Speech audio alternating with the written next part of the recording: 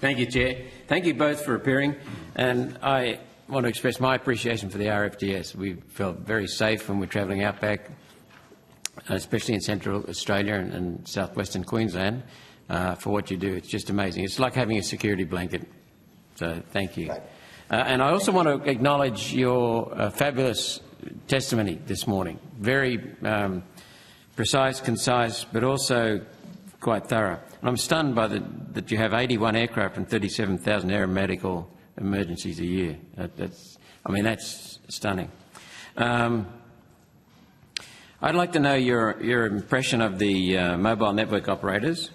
You just said, Mr. Close, you're looking for greater consultation. So have you found them capable? Have you found them informative? Have you found them to be genuine when they're coming to listen to you? Have they listened to you? I think that's a great question. I think we feel that we're a small company to them. I would feel that it has a very common sense of how large business would base its priority and focus depending on the revenue they're generating. We feel that. Our voice isn't as strong in these organisations, even though we may be covering the largest area of any customer they may have. The other concern we have is RFDS, as we work with communities with healthcare, we also work with communities. So we also become this discussion point, this consultation arm out there, explaining to other communities, whether it's the person who owns the Pink Roadhouse in Unadilla or someone there, that are you aware that 3G is going? And most of them go, no, we haven't heard. And I'm thinking, well, our role of RFDS is not a spokesman for the telco company. Our role is really in healthcare. But what are the telco companies doing to let these outback communities know that their fridge is no longer to be monitored, or any other area there, if you're not aware of it, where you're taking it for granted, is going to change on you?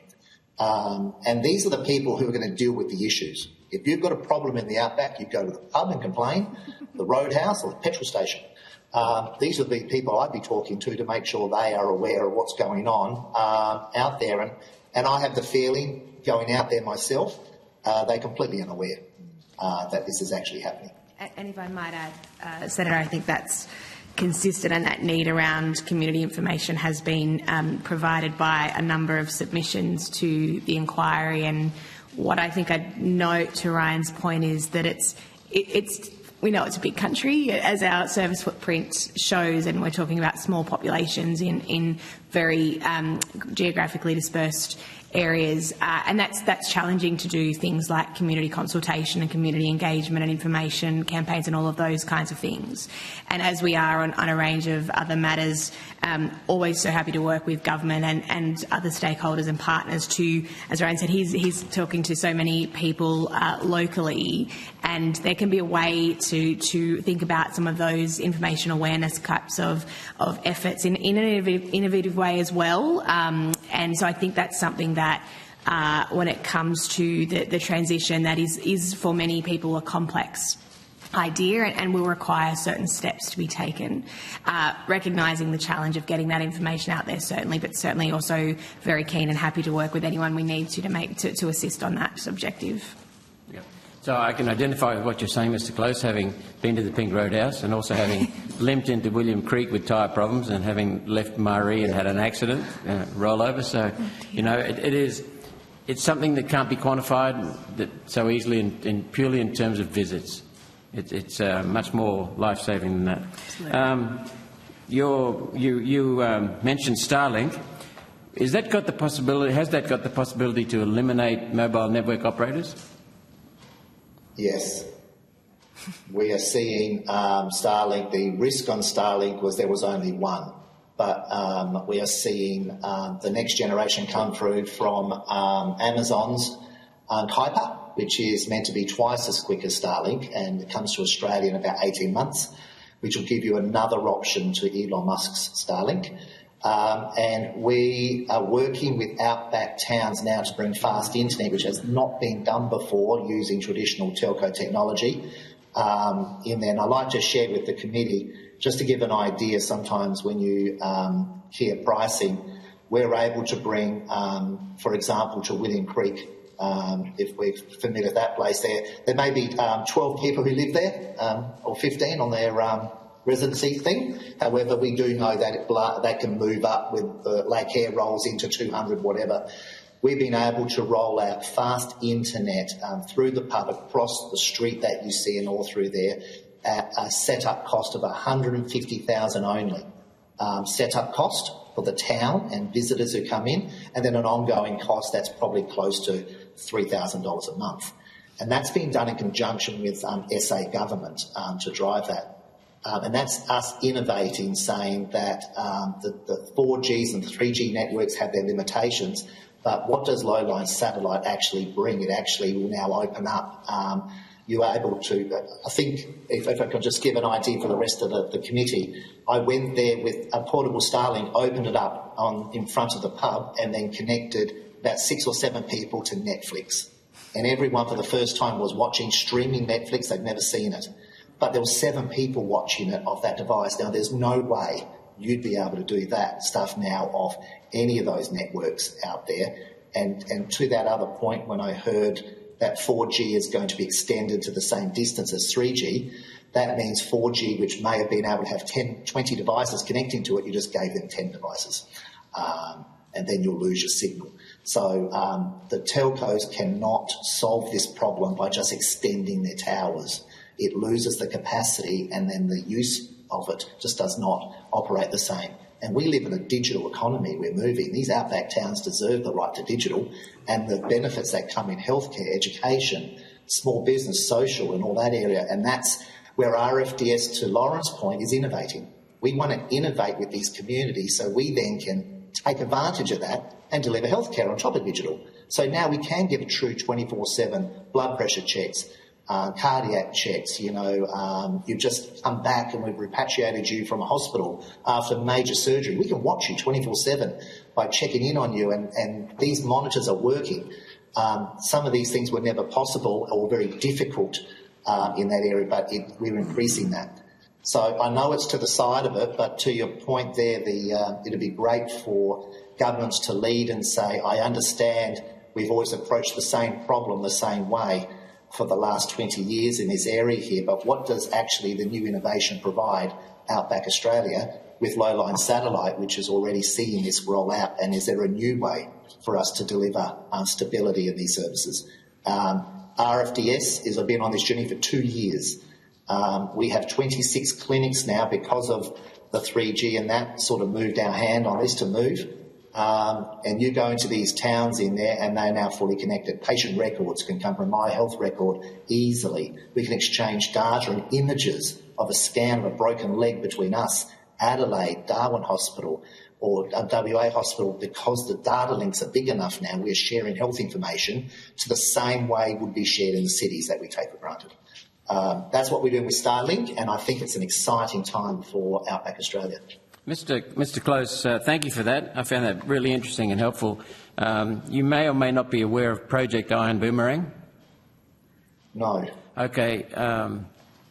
It's a railway line across Australia, maybe supplemented by shipping around the south of Australia, linking Port Hedland in the west with Abbott Point in the east, having steel mills at both ends. And I've got to say, we've had a bipartisan approach to this. Senator Sterle himself has voiced his support for it, as has the coalition. So it'll put a rail link across, which will bring communications across the north and across central Australia. So, and open up for commerce. So that's where we're hoping to take it.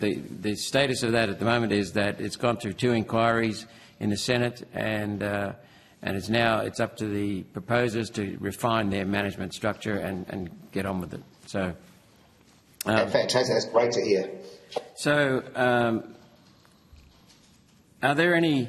Could you tell me the cost burden? You told me to the RFDS for the 3G is $150,000 relative to budget. Yes. How significant is that? It's $150,000 is a large amount of money. Yeah, so it's about 200,000 for our setup out there. We do take advantage of RFDS that we have our engineers jump on planes and there's a patient sitting in there as well, so they keep very quiet next to the pilot, but let's just say they've got free transport to get out there. So it's about 200,000. That is us to not only purchase the Starlinks but to erect them up there and get that monitoring set up so we can see them. And then there's an ongoing monthly fee for the use of Starlink that we pay out there. Per device, it's about $250 a month that we use on there for every Starlink that we put out there. We've got Starlinks spread across a lot of parts of Queensland, Northern Territory, SA, WA and New South Wales on remote clinics. We've moved very quickly on that. All of those areas have been problematic on data. What do I mean by that? They would use paper records in those places still for healthcare. Doesn't matter what we had, they could not connect. Now we've got them connected in there, and we've seen how that can elevate patient safety and clinician safety as well, and confidence out there that they can actually operate with the skills that they know.